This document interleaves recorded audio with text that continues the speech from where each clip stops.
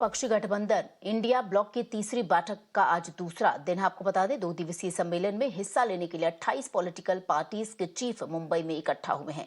सूत्रों के अनुसार आज के एजेंडे में 11 सदस्यीय समिति और कुछ उप समितियों की रूपरेखा तैयार की जाएगी। इसके साथ ही अन्य प्रमुख विषयों पर भी चर्चा हो सकती है। सूत्रों की अगर माने तो पार्टियां इस बात पर भी चर्चा करेंगी कि क्या हर सीट पर भारत गठबंधन से एक भी उम्मीदवार हो सकता है। वहीं उद्धव सेना गुट के सांसद ने कहा है कि शेड्यूल व्यस्त होने के कारण लोगो अनावरण में देरी हुई है और कुछ पार्टियों को इस पर विचार विमर्श करने के लिए कुछ और समय चाहिए। इसके साथ ही उन्होंने आगे कहा कि इसका अनावरण दिल्ली में 2 से 3 दिनों में किया जा सकता है। अजेंडा इतका हेवी आहे, अनेक विषय आहेत आणि ते अत्यंत महत्त्वाचे आहेत। लोगोवर नक्की चर्चा होईल आता आणि लोगो आज उद्या किंवा 2 दिवसात दिल्लीत सुद्धा अनावरण होऊ शकतं। लोगो हा अत्यंत महत्त्वाचा विषय आहे। अनेक पक्ष इथे आलेले आहेत। काही पक्षांना लोगोवर काही चर्चा करायची असेल तर आम्ही आज ती वेळ त्यांना दिलेली आहे, पण कॅन्सल हा शब्द बरोबर नाही। जिस तरह से राष्ट्रपिता महात्मा गांधी ने अंग्रेजों को सन 47 के पहले अंग्रेजों भारत छोड़ो का नारा दिया था और अंग्रेज डरे थे, उसी तरह से देश की बीजेपी की सरकार इंडिया गठबंधन के नेताओं के एक जगह जमा होने से डरी हुई है और वो अलग अलग तरह से तानाशाही तरीके से फैसला करने पर विचार कर रही है। तो ये कुल मिलाकर एनडीए और बीजेपी में जो घबराहट है, जो डर है, वो दिखाई देता है। पार्टी में विधानसभा चुनाव को लेकर के विवाद होगा ही होगा विपक्ष में, और वो हो रहा है। मजबूती से उनका कोई लक्ष्य नहीं हमने बताया ना, टारगेट लेस हैं और अपनी अपनी पार्टी में लोग अपने अपने राष्ट्रीय अध्यक्ष को प्रधानमंत्री बनाना चाहते हैं, इसीलिए किसी का चेहरा नहीं तय हो पा रहा है।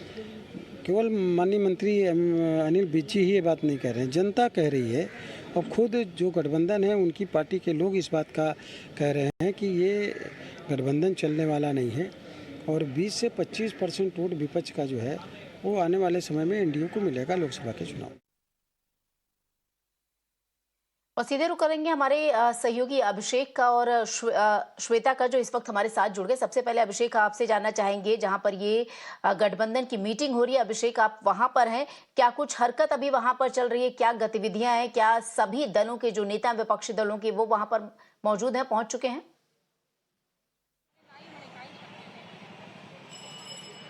जाहिर तौर पर जिस तरीके से आज मैं आपको बता दूं कि दूसरा दिन है बैठक का, लगातार जो तमाम विपक्षी दलों के नेता है, चीफ मिनिस्टर्स है स्टेट्स के, वो आए हुए हैं। और जब हम बात कर रहे हैं उसी थोड़ी देर पहले ही फोटो अपॉर्चुनिटी फोटो सेशन हुआ है, जिसमें आप देख सकते हैं सभी दल के, विपक्षी दल के नेता कहे, चीफ मिनिस्टर कहे, सोनिया गांधी, मल्लिकार्जुन खड़गे, राहुल गांधी, एमके स्टैलिन, ममता बनर्जी, हेमंत सोरेन, उमर अब्दुल्ला, फारूक अब्दुल्ला, महबूबा मुफ्ती, कहीं ना कहीं सभी दल के नेता, विपक्षी दल के नेता शामिल है। और अब जब हम इस वक्त बात कर रहे हैं तो एक औपचारिक मीटिंग कॉन्फ्रेंस चल रही है, जिसमें तमाम मुद्दे रखे जाएंगे।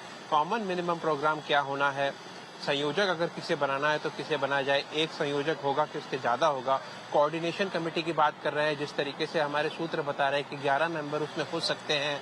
स्टेट लेवल के लिए बनाई जाएगी कि किस तरीके से आगे की रणनीति तय की जाए।